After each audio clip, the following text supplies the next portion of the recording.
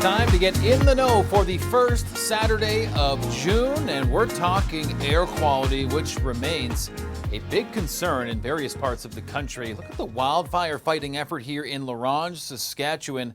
My goodness, you have the air support. You can see that ominous orange glow.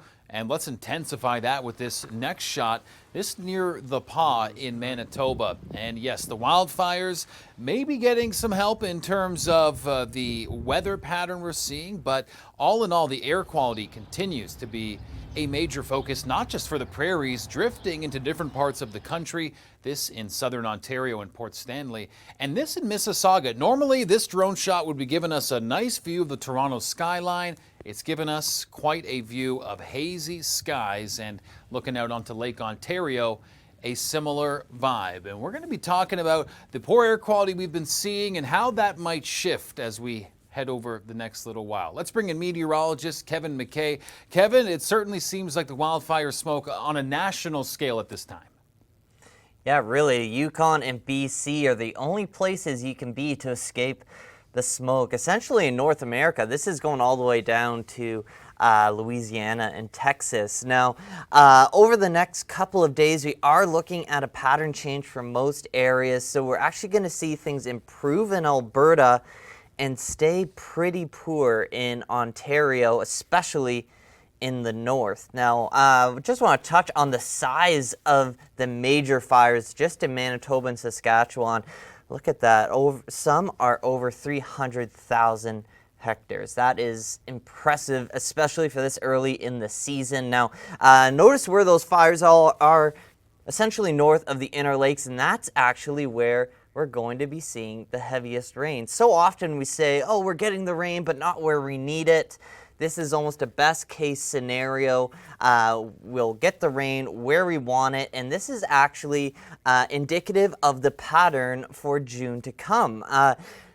We are looking at a more so hot stretch south of the border, and that's going to allow that storm track to shift a little further north. So hopefully this comes to fruition. Now, in the east, this is a look back at June 6, 2023, when we saw the skies turn golden in New York and Boston and DC. Now, that's when most areas in Ontario and Quebec set their record for the poorest air quality for a 24-hour period. Well, Friday, we started challenging those. Now, not necessarily in the GTA, but look at Montreal.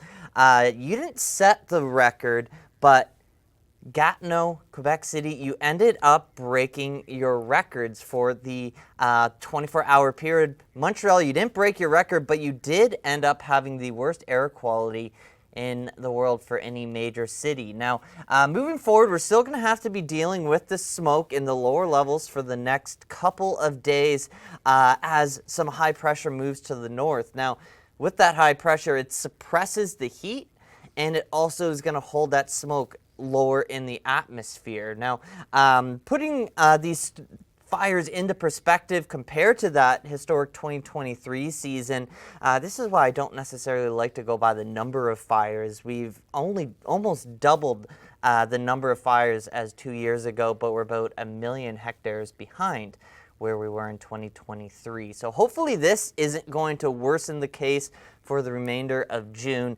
Much of the populated portions of Canada heading in the warm direction, and I think that's going to be welcome news, especially in Eastern Canada. Western Canada, you'll still get the heat as well. I hope this heat won't have BC joining the fire party.